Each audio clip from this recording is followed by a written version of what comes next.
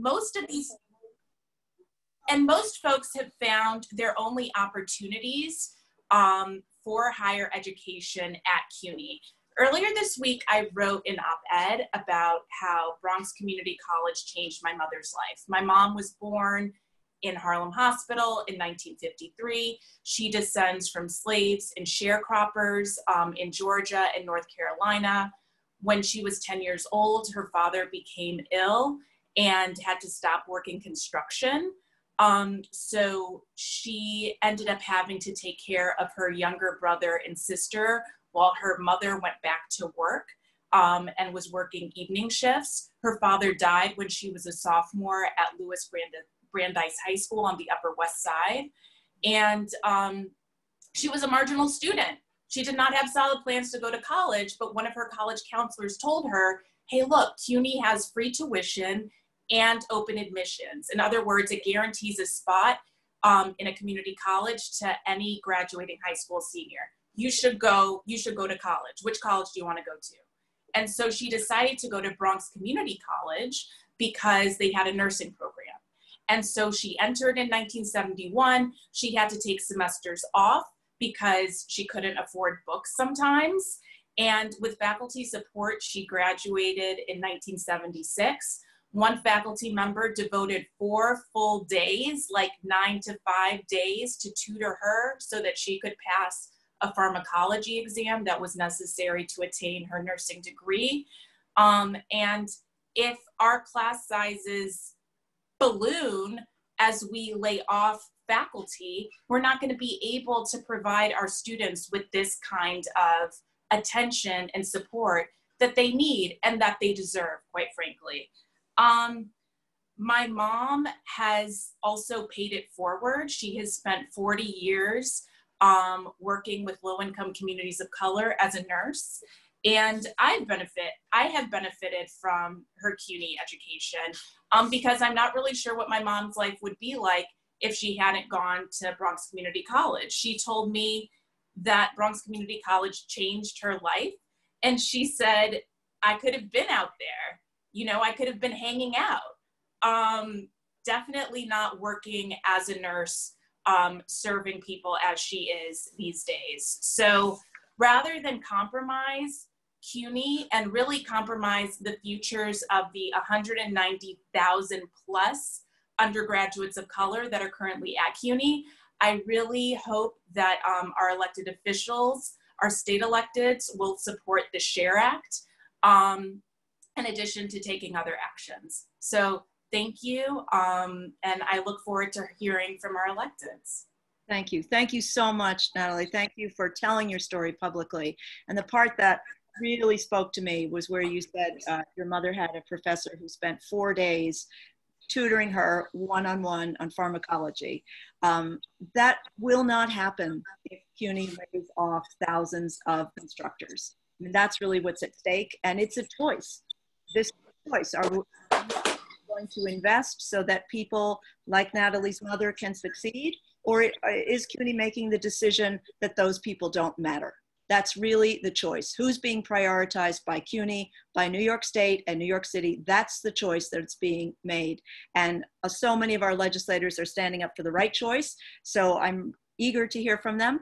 I understand that the Comptroller, Scott Stringer, is on. I don't see his face, but I think Scott said, there you are.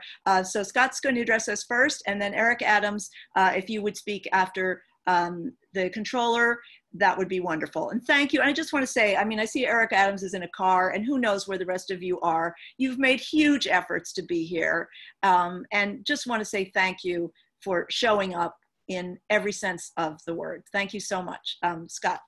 Well, thank you, Barbara. And let me start out. I on the Zoom, I see Senator Lieu and the Assembly Member Cruz and Borough President Adams. Drive safely. Can't see you, but drive safely.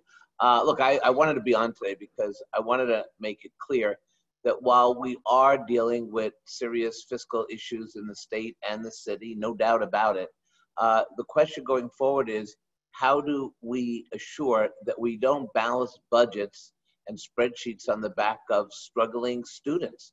Too many people have suggested cutting summer jobs for teens. Too many people are talking about furloughing frontline workers who are risking their lives every day.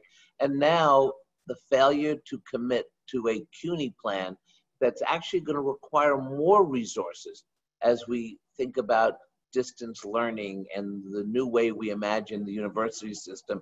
CUNY is at the epicenter of all that's possible for so many kids, Black and brown kids, kids who come from struggling families, people who were able to access CUNY like myself and created a better life for families. This is not something that we should ignore. And Barbara, you and your union has been at the front lines with the adjuncts, the professors, the people who come to CUNY as if it's a life mission, because it is. It's about learning, but it's also about thinking about a just and humane society. And if we've learned anything in the last few weeks, from systemic racism to wrong ways to fund police departments where we leave nothing to reinvest in our communities, is senseless. And anybody harming the mission of CUNY, that's the biggest mistake of all. So I wanted to be on this call to reaffirm my support for CUNY, to reaffirm my support for the thousands of workers, frontline education workers, our professors, our adjuncts, all the people who make up the CUNY family. I stand with you, and I stand with you as the person who counts the dollars and cents and the money. And quite frankly, there's two ways to deal with money. You reinvest, and you make sure that bureaucracy gets cut so that you don't have to cut the core mission of so many important institutions like the CUNY education system. So I'm glad to be here with you, Barbara, and all of my colleagues to say fund CUNY and don't lay off one single person, or you can't do that. Thank you, Scott. Thank you so much. And yes, don't lay off one single person in this crisis. Bring on more. Thank you so much for your support. And now I see that the borough president is in his office, maybe. And I think you are ready now to speak to us. So perhaps we could call on Eric Adams, the Brooklyn Borough President, if he's available to speak. Thank you. And thank you again, Scott, for the continuing. Thank you. Thank you so much, Barbara. And you're right when you said I am in my office, because my vehicle has become my new office as I move around the city and deal with not only the onslaught of coronavirus, but really the real call and righteous call to deal with reforming our police department. And as we engage in this real conversation about removing the knee off the necks of countless number of people of color, clearly there's no more significant place than education. I am a two-time CUNY grad.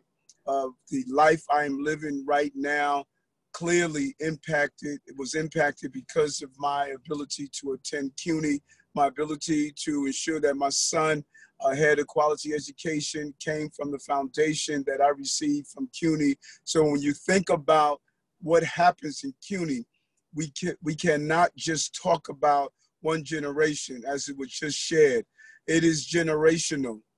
And that's why I was pleased to join today to sign on to a support letter to William Thompson, the chairperson of the Board of Trustees of the City of New York, calling to halt these calls. I think it was so important for it to do, as he is the chancellor of the City University of New York. It's important for us to focus on that. Not only that, as we see millions of people marching around the globe to deal with rights, it's the most fundamental and significant right is the right that what happens to access to education. Thousands of CUNY adjunct faculty and hourly employees are expected to be laid off June 30. This cannot happen. It's going to reduce class courses, it's going to reduce access to education for our students. And then when you add the $320 projected increase in tuition, with further aggravating the ability to receive education. I spoke with a countless number of CUNY students, and they shared with me, and as I moved throughout the city, how this has traumatized them through coronavirus, and how we don't need to continue to traumatize their educational experience. And something is very interesting that people often ignore. When I go and participate with marches for housing and speak to people who are there, you know who they are? Oftentimes they're CUNY students. When I talk about access to healthcare and fighting for the rights of healthcare, I find students, CUNY students, leading the conversation. As I march through the streets during the Black Lives Matter movement, the diversity of the marches, and I talk to the young people who are there, again, I find CUNY students. CUNY students are not only in the classrooms, they are in the classrooms of life. They are at the forefront of the major issues that we are fighting for. They're learning more than the academics of college. They're learning how to be better citizens. And I think it's imperative that we do all that's possible. And lastly, the federal government, through our congressional delegation, was clear when they allocated through the CARES Act $100 million to CUNY for institutional support during this crisis. And there were clear provisions of not laying off staff, not furloughing staff. CUNY needs to come up with a plan of how they're going to adhere to those provisions. We need to protect staff, because by protecting staff, we will protect courses, and by protecting courses, we will protect our future generations to come. I thank you for what you and your team at PSC, what you are doing. We are your partners here. I'm not only your partner because I think it's important, Barron from Hair Club for Men commercial. I am not only a client, I'm one of the participants that benefited from the CUNY system, and I thank you for that. Thank you. Thank you so much, Borough President. Thank you so much for all you're doing right now. There you are again. We get to see you. And also for your support. And you're absolutely right about the CARES Act money. CUNY should be keeping people on payroll. That is a mandate in that funding. So thank you so much. And we thank you for your work. You're right about the classroom of the streets. So I'd like to call on next. I think I can see you all. Assembly Member Mosley, Walter Mosley, I saw you a minute ago. If you can join us. And I will say that I know not all the legislators can stay for the whole time, but after the legislators speak, we do have press questions, I believe. So if you can stay, that's great. If not, we'll make sure that message is sent out so everyone can see. So Assembly Member Mosley, are you available? Yes, I am. Great. Thank you. Thank you, Barbara, and thank you for PSC for giving me this opportunity, and thank you to my colleagues who are on this Zoom call. You know, just like in 2008 and 2009, where we saw CUNY step into the dam to fill the need for so many college students who saw CUNY as an alternative to going to college, a viable alternative, not only to the quality of education that they were going to experience in the next 4 years of their lives, but it was a viable alternative in terms of cost. It was a viable alternative in terms of the quality of educators and professors and administration, and in anticipation of what we know is to come, and that's probably a deep recession in lieu of everything that we've experienced over this past few several months, that CUNY will again step into that dam. They will step into that gap where students would have gone to other colleges and universities all throughout the country. They'll look at CUNY now more than ever as a viable option towards, number one, meeting their needs in terms of a cost, but also providing a quality education that they would have received in any other university throughout the globe. So now is not a time to make cuts. Now is not a time to not invest in our young people.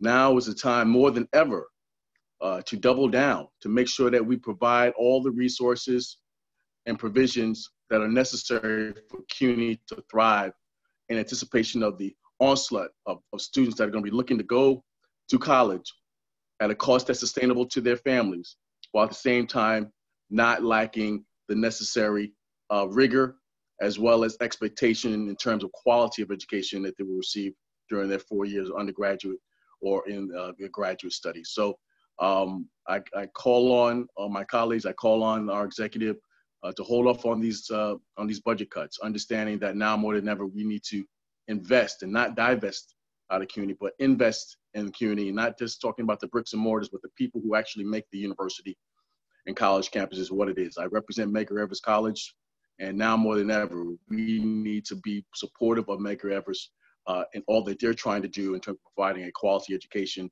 for the young men and women of Central Brooklyn. So again, thank you, Barbara, for this opportunity, and I look forward to a rigorous discussion following these presentations. That's great. Thank you so much. Thank you for the emphasis on the quality of education at CUNY and sustaining that quality. It's not just about access and having access to education. It's about a rigorous education, which we are committed to. So thank you. I think we had planned for Senator Andrew Gennardis to speak next, but I'm not sure he's on. This is not perfect technology. So I don't yet. He's not on yet. Okay, so we'll welcome him when he does come on. I did see Assembly Member Yuh-Line Niou, and I'm wondering if you would address us next. Thank you. Yeah, no, thank you so much for having me and for letting me take a couple moments to say a couple of words today.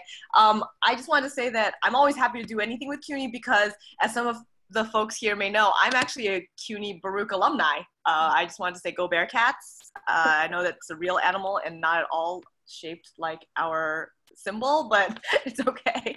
As we all know, this year, amid the global pandemic, our state legislature actually passed an austerity budget, and I talked a lot about it, that severely cut funding to healthcare, housing, and education. And back when we were voting on the budget, I said in my floor speech that when we cut deeply into our school budgets, it means layoffs for teachers and educational professionals, and when, especially, and the kids are the ones that will need them more than ever, right? It's like when we are needing our education professionals more than ever, we are getting those cuts. Along with the pandemic and the austerity budget, the systemic racism that has long existed in our society has been coming to light in a very major way after especially the horrible murder of George Floyd, Breonna Taylor, and so many others. And I just want to say that these are all important conversations that we have separately, but also every single one of them relates to each other. CUNY has actually long provided education to people from all over New York and all over the country. Folks don't know this, but I actually got a fellowship to CUNY, and that's the reason why I'm in New York in the first place. I came from Washington State, and improper funding of CUNY is really, like, we can call it out. It's a part of the systemic racism that we see all throughout our society and throughout our system. CUNY is able to provide so many New Yorkers an education and a necessary skill set that they will be able to use later to get a job, provide for themselves and their families. And I just want to put this statistic out there for folks, but nearly 80% of CUNY students are people of color, as Natalie spoke earlier. Students of color, and removing this resource from an already underserved community would be devastating. I wouldn't have been able to pay for my college education. I wouldn't have been able to actually, get my master's degree if it wasn't for CUNY and for the fellowship and for this system that has been set up to help students of color in particular. CUNY has been and continues to be a key resource in allowing for all New Yorkers to seek and to be able to get these skills. If we reduce class sizes, if we reduce classes offered or the number of staff, we are taking away this important resource as we are trying to rebuild after this pandemic, and it's a key resource for so many of us. Because of the budget cuts, several CUNY campuses are actually planning to let go of adjunct faculty and part-time staff. This is really hugely negatively impacting the students and staff and faculty who face losing their jobs and health insurance amid this pandemic. These layoffs also mean that classes will get bigger and there will be a reduced course offering, and there's going to be a huge model change for CUNY that CUNY has actually strived for to make sure that we have so many diverse classes. And I think that it's really important that we are preserving these things. The budget cuts that CUNY already has faced after the budget was approved will be already hard enough to work with in the coming months and years. And we have to fight to ensure that our institutions like CUNY are given a fighting chance to provide services that our community so deeply needs. And we need to fully fund our CUNY system, because investing in our students right now is actually investing in New York's recovery. I know that that's like, it's it's hard to even, you know, think about the fact that, you know, the fact that we're putting people into cycles of debt right now. We're trapping people into cycles of debt right now. There's people who can't pay rent, can't pay for the food on their table. And now, you know, it's even harder and harder and harder. We're supposed to be investing in the things that can help us recover. We're not supposed to be taking away and making cuts to the things that will help us to recover. So I want to thank everyone for speaking today and for fighting alongside, you know, CUNY and students like me, that, you know, to ensure that our institutions like CUNY, who provided such needed services and support for our community, are able to get the funding that we so desperately need to see, because without the students, without the staff, without the right amounts of funding, I think that, you know, we will be actually impeding, we'll be standing in the way of our own recovery. So thank you. Thank you. Thank you, Assembly Member. That's absolutely right. This is about recovery and transformation to a better New York, not recovering the old normal, but creating a new and better New York. Senator Lieu, I think, had to get off, and I'm apologizing. He wrote, Senator Lieu, I think you had to go. I apologize for that. I guess there was a problem with the timing, but I'll just take a minute and read what he said, because Senator Lieu has been such a strong supporter at every point of this fight. He says, CUNY is our asset, more vital than ever, with much unrest here at home and around the nation. The governor has threatened huge cuts, which will hit adjuncts and other faculty disproportionately, ultimately hurting students and our city's futures. Similar point to what we just heard. We are hoping for federal assistance for the huge revenue shortfalls, but also are ready with legislative proposals to raise revenue. Senator Lieu adds that voice, as he has added very important points throughout this fight. I hope that we were able to be joined by the chair of the City Council Committee on Higher Education, Inez Barron. I don't know if Inez was able to get on, but Inez, I don't see you. So we'll go to a great longstanding champion of PSC and of CUNY students, faculty, and staff, Assembly Member Epstein. Harvey Epstein. Thank you, Barbara. I want to thank you all for really raising this issue up in the middle of a fight against systemic racism. We all know that the pathway for people is through education, college education.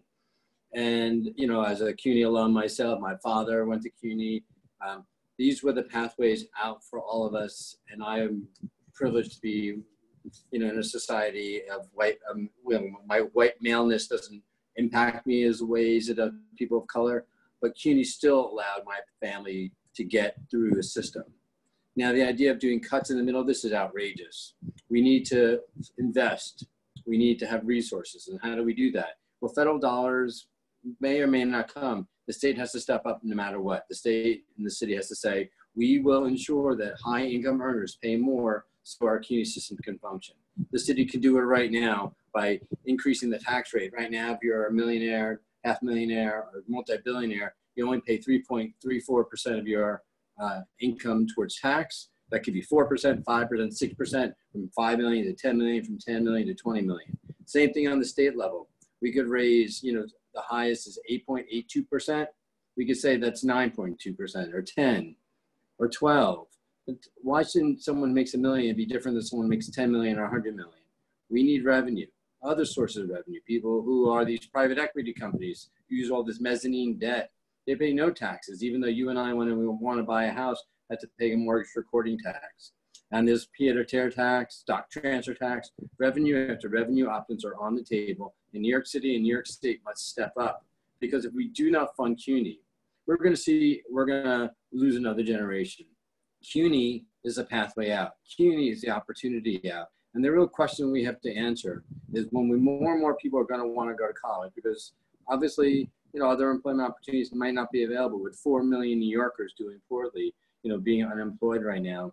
Their path might be to go back to school. We want to encourage that. We want to support that. And there's no way to do that by cutting faculty at CUNY. No way to do that by saying there won't be resources. No way to do that saying there won't be paper or libraries or other structural needs that students have. We need to ensure that we invest in CUNY, and we invest in CUNY now. We will continue to fight for you. I encourage you all to be part of our budget justice movement. I know PSC has been a leader there. We want everyone involved to say to our state elected, to our governor, invest now, no cuts.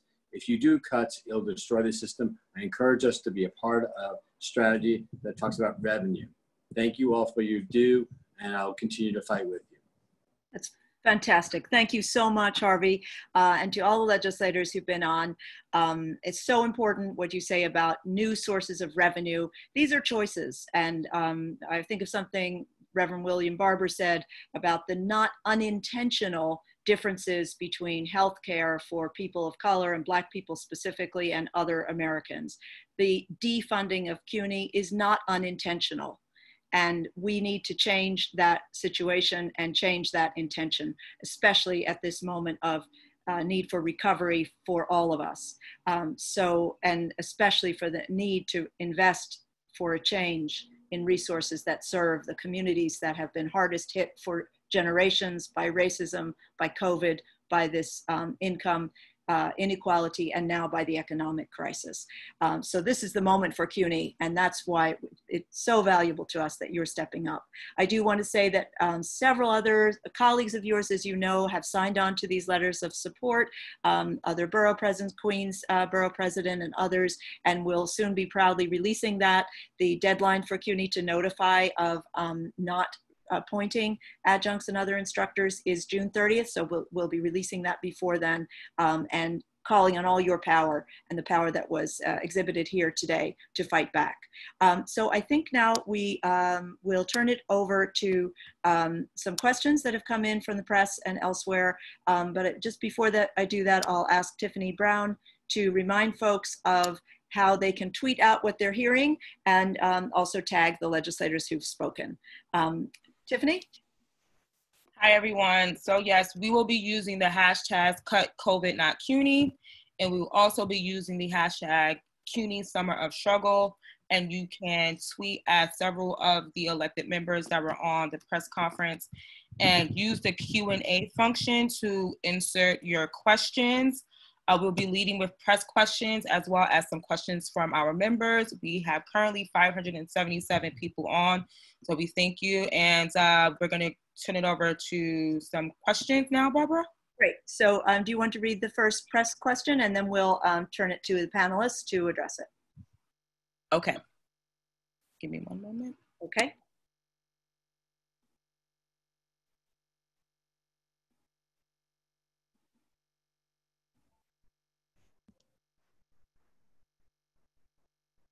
Hi, Barbara, and hi, everybody. This is Andrea Vasquez, First VP. I was just jumping in. I also just wanted to say that press have requested a recording of this, so they didn't put in all their questions. But I also wanted to thank the presenters and repeat something, an announcement that Barbara made much earlier about next Tuesday. And we invite all of you, and we had over 600 people earlier on this call, and I'm sure more are coming and going.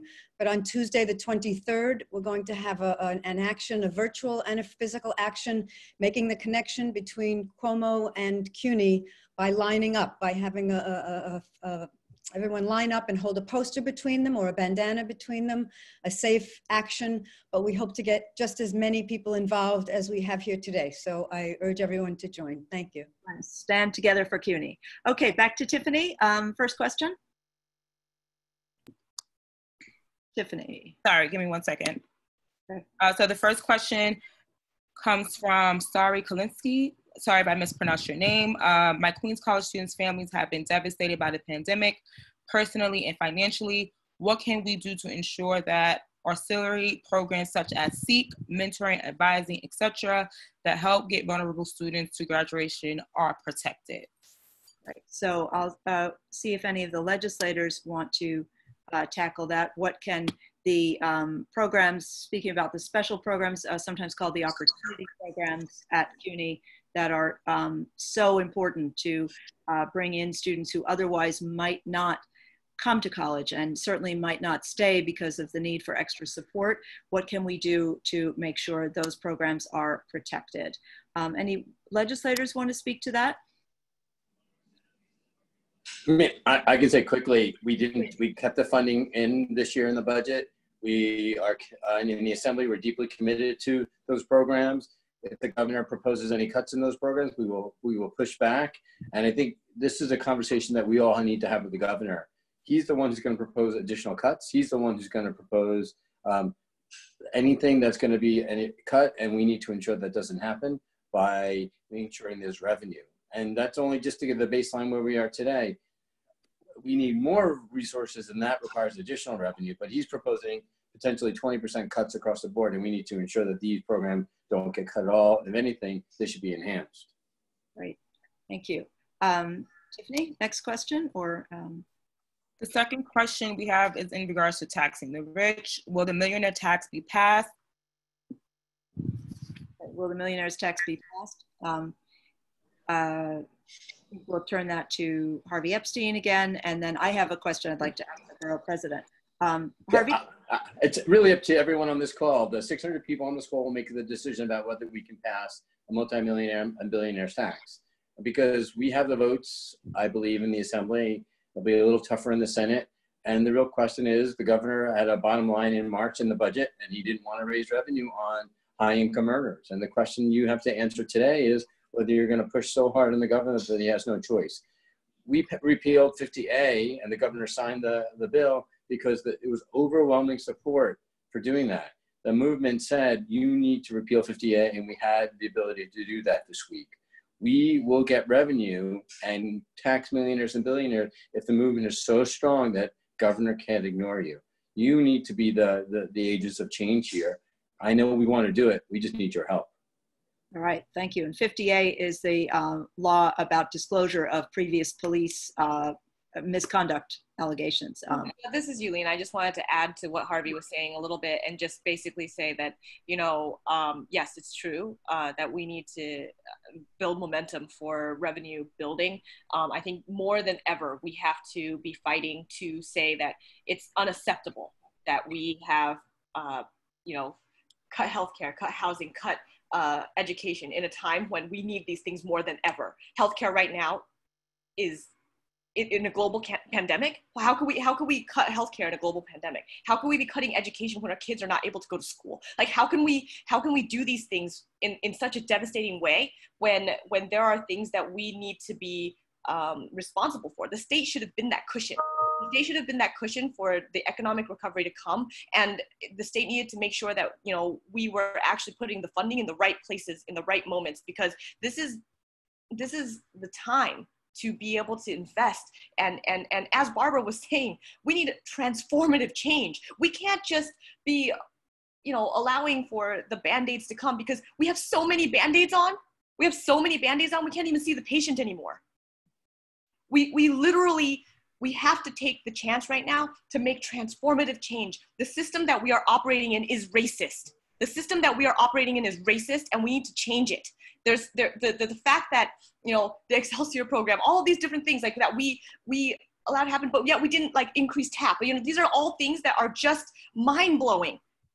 80% of the students in CUNY are students of color. What is going on?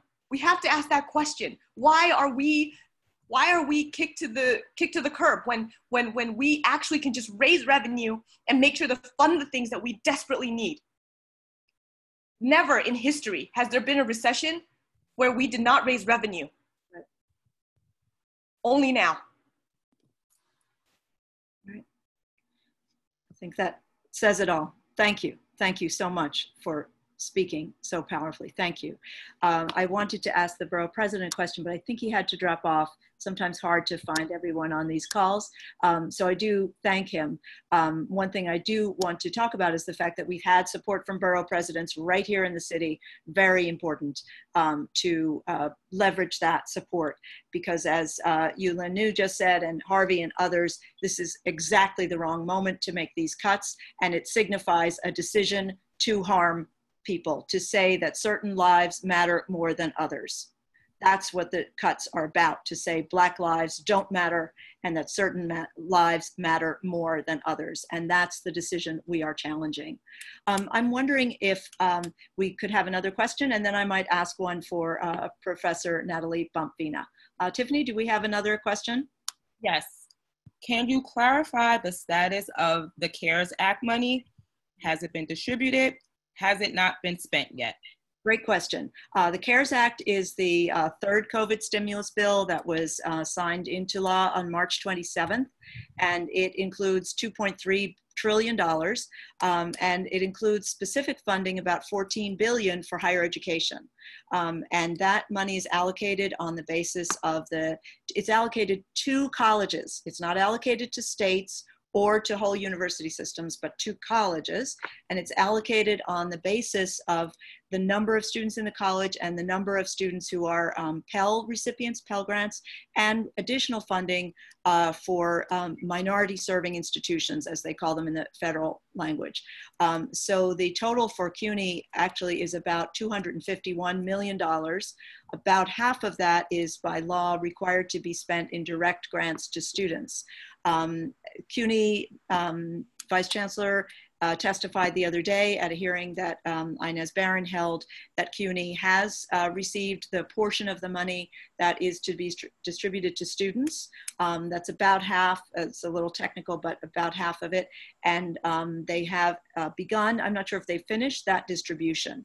The second half is what's called institutional money for institutional support, and they have not, we're asking right now, but to the best of any information CUNY has provided, and they've been completely non-transparent about this, completely non-transparent.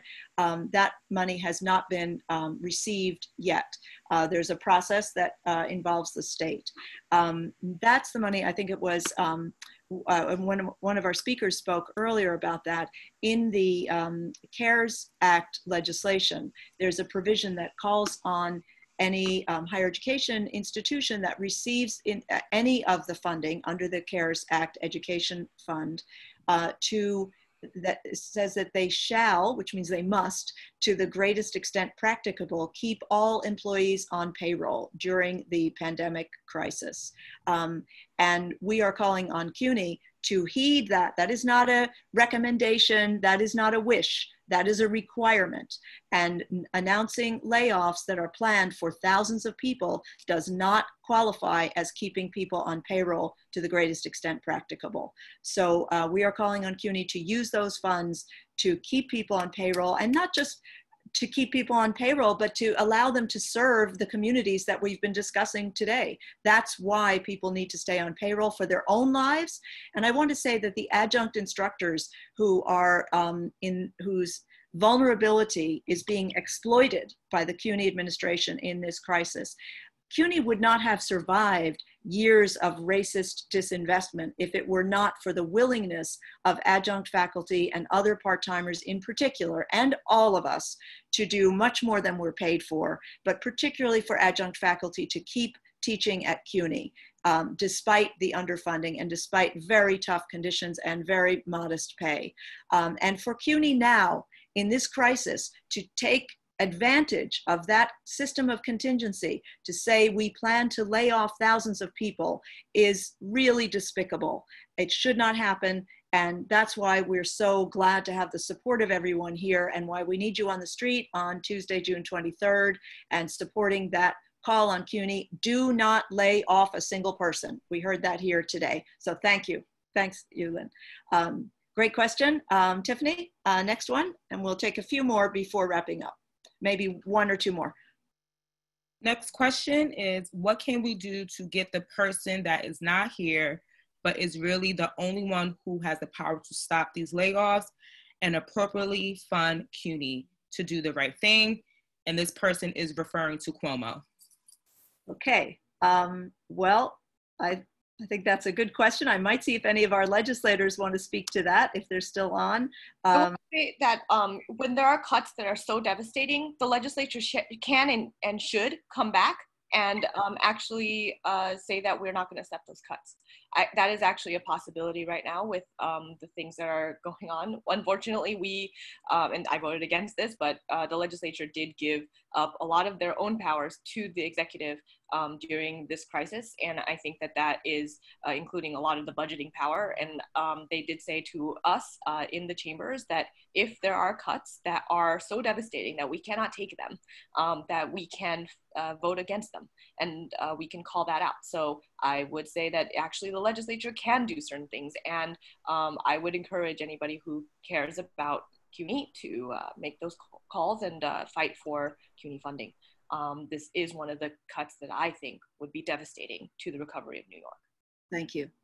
Let me ask one of Professor Natalie Vena. I wonder if you would talk for a minute about what it's been like teaching in this semester of COVID, and the whether you have seen the strain on your students of this moment in all of its intersecting parts, and how you've seen that, or if you've seen that in the classroom and with students. So I think we need to unmute Natalie. Whoops. Fran, can you unmute Natalie? Or we'll give her a chance. There you go. Go ahead, please. Right. I think all of my colleagues who are on the call right now can identify with probably what I was feeling during the semester. First of all, I just got an antibody test and it confirmed that I had COVID. So I was teaching with COVID at the end of March and early April. And at the time, a lot of my students also had COVID. Students of mine had symptoms of COVID before we went online. So in early March, there were students of mine who were out. And then in March and April, I had students who were sick. One of my students, who was a top student in my class before the online transition, effectively disappeared and eventually reached out to me and let me know that basically everyone in her family except her had tested positive, and her father had a very serious case. Another student of mine who somehow stuck it out with the class and kept on going, and Lisa, she is, as like my mother was, essentially responsible for her younger brother's care. So in addition to her coursework, was managing his 8th grade education, which had moved on to Google Classroom. And meanwhile, her mother was a patient care technician at Brooklyn Hospital, which we know was ground zero for COVID in Brooklyn. Other students of mine lost their jobs, but then there were those who were the essential workers and had to keep working. So I had a student who missed his final, and I followed up with him and we made arrangements, but he just said he forgot because he had to go to work. So it has hit Queens College very hard, and I know that it's hit our sister campuses in CUNY very hard as well. Thank you so much.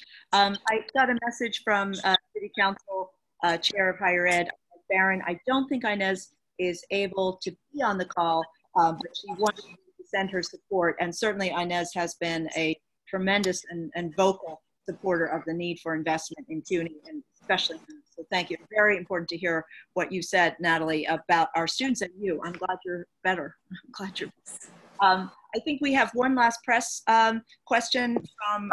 Yeah. Yes. Oh, there. Great. There you are. Can you say? Hi. Yeah, I've been on the call for at least a half an hour. But Great. I'm able to do the visual now. And I just wanted to continue to know that I continue to be supportive, and I continue to appreciate all that CUNY is and what they do. You know, I'm a CUNY alum. You know that CUNY is very dear to my heart. And you know that I try to continue to make sure that I hold their feet to the fire in all regards, in terms of hiring, in terms of maintaining the faculty, and in terms of bringing in representative Black and Latinos to be able to have models for our students to look at. So we did have a hearing, as you said, and we are continuing to hold their feet to the fire. There's lots of negotiations that are going on, and we want to make sure that particularly the CARES money that is obvious and apparent and transparent is sent to those areas and to those needs that are essential. And yes, there is money that has to go to students, but then there's money that has to go to the institutions themselves. And that money, we are saying, should be, in fact, used to maintain the adjunct faculty that does so much. If we talk about cutting the adjuncts, we will have reduced course offerings, and it will prolong the time that students will need to be able to graduate. So I continue to support you, hope to be able to do other things as well, bring the pressure so that we can have CUNY stay true to its mission, have CUNY stay true to its mission. And of course, we've got to continue to put the pressure on the administration and on, someone mentioned it, the governor. Yes. The governor. And we've got to support those legislators in Albany to give them the strength to stand up to the governor and do what's right on behalf of the people. Thank you. Thank you so much, Inez. Thanks for your constant advocacy. Thank you. We have so many questions. It's just about one. I'm going to see if we could maybe do more questions to wrap us up. There are still 500 who have questions, and there's also some press questions. So Tiffany, and also I think Senator Gennardis might have joined us. So let's see first if he has joined us. It's great we could do this virtually. There's Senator. It's a lot better when I could actually see you, you know, standing in front of City Hall, what we usually do. But there is Senator Gennardis. So I'm thrilled to hear from you. You've been so strong supporting us. So let's hear from Senator Gennardis, then we'll take one last question. So thank you. Great. Thank you so much, Barbara. Hello, everyone. Sorry I was a little delayed in getting on, some technical difficulties. But really, really happy to be here in support of a strong and fully funded CUNY. We know, like we've had these conversations for the last couple of months. We know that the best way to help us get through the post-COVID recovery is to be investing in our institutions of higher education. And here in New York City, that means CUNY. No questions asked.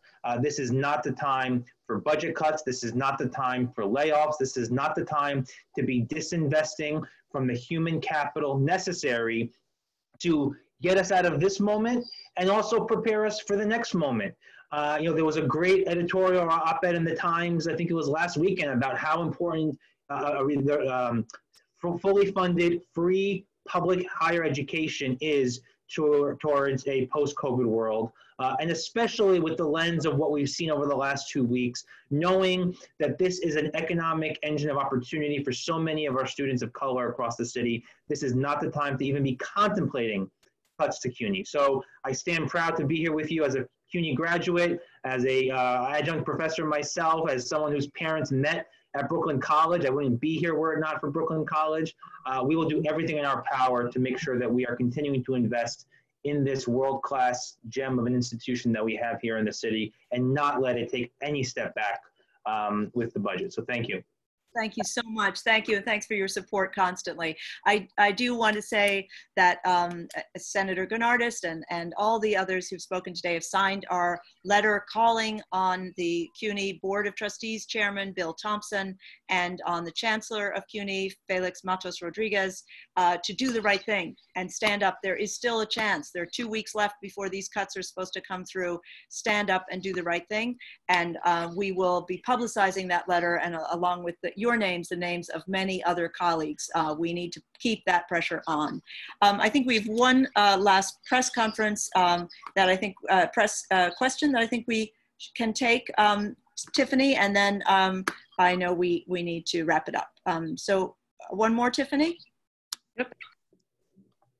When will CUNY address staff-related issues caused by remote operations, including not losing earned leave that is set to expire at the end of the academic year?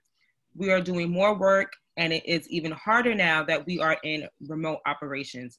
Is state action possible on this issue? Okay, interesting about state action. I might leave it to some of our state speakers here, and also if I thought we had a press question, that sounds like a member question, but let's address that one. Let me say something about the internal, and then if there's anyone in the state, I think a very interesting question, can the state do anything? we, as the union, we're entitled to contract to reopen, well, I wouldn't say reopen, to enter into what's called impact bargaining, which is a legal framework that we have as the union, which is the right to bargain, collectively bargain with CUNY, even though our contract is settled, to bargain over the impact of the change conditions in work that have been imposed by the crisis, imposed by the state, the city, and CUNY administration, and how they affect members. We actually had an impact bargaining session yesterday. One of the issues raised was one mentioned about the effect on our staff. You know, we represent teaching faculty, but we also represent 6,000 or more professional staff. The people who work in the registrar's office, the financial aid counselors, the IT staff, the college laboratory technicians, the advisors and counselors who are absolutely essential and who have been really on the front lines during this crisis, doing the work of trying to keep students engaged and enrolled. As we heard from Professor Vena earlier, the staff have been essential, and their conditions of work were changed overnight. Everybody had to adjust instantly, and many things still need to be fixed in terms of provisions that the staff have in their contract that have to be changed. And we are in the process of bargaining with CUNY. It needs to go a lot faster. And if we didn't have to fight over keeping people in their jobs, the most basic thing, we might be able to do more of that bargaining. But instead, we are fighting at the same time for keeping people employed. And that bargaining has been going on. We had a session yesterday. We have another one next week, pushing to make sure that our hardworking staff at CUNY, who are here because of the mission, as Scott Stringer said at the beginning of the hour, here because of the mission, that our staff have decent conditions themselves, are not taken advantage of, and are here to be able to continue to invest in CUNY and serve in the years to come, so that people are not completely abused and burned out by this really demanding process. So there was a question, was there anything at the state level that could be done? And I'm just wondering if any of our state legislators want to say a word about things that you see yourselves doing in regard to that. Sure, I'll start off. And, you know, I think as I joined the call, I heard the Assemblywoman talk about this as well. And we have an obligation as legislators to go back and make sure that we disapprove any of the budget cuts that kind of snowball the process that leads to to what Barbara was just talking about. So I think that is for sure a no-brainer. We absolutely need to go back. We need to make sure that we are going to stop any of those cuts from a legislative perspective. We have that power. We have that authority to do so. But it's a challenge because we still don't even have the full picture. We still have not been given all of the information that we need so that we can be smart, thoughtful advocates and co-equal partners in government to be able to help solve these problems. Like, we're in government because we want to try to fix a system that is broken and make it better for everyone. We can't do that if we don't have all of the information at our fingertips, especially in light of the circumstances we're facing. So like, we're not even being allowed to come to the table to help contribute to the solutions here, which is incredibly frustrating and something that we are still pushing for and advocating for and trying to get this information. So this way we can say, okay, here are what the numbers are, here's our way and our ideas of how to get back and make sure that we can staunch the worst of these cuts moving forward. Thank you. Yuh-Line? I think Yuh-Line wanted to say something. No. Yuh-Line, you want to say anything? He covered it. He covered it perfectly. Andrea? I just wanted to give a big shout out to Univision, Labor Press, Politico, the city, Riverdale, AM New York, and Kings County Politics who are on the call with us. And there's been a lot of tweeting. We support that and check the Q&A for ways to help now. There's a question about police and policing that I hope we can take next. Yes. Okay, that'll be our last one. So please, Tiffany. Yes, so the next question is, does PSC/CUNY support defunding the police? Would PSC/CUNY want some of those funds directed to the CUNY budget to save its faculty? Yes, and yes.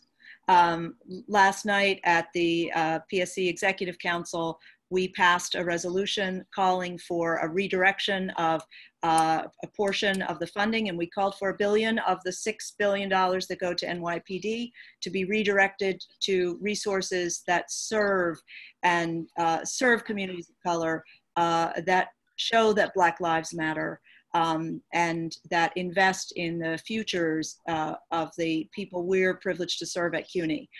That resolution will come to our bigger group, the delegates, in 2 weeks.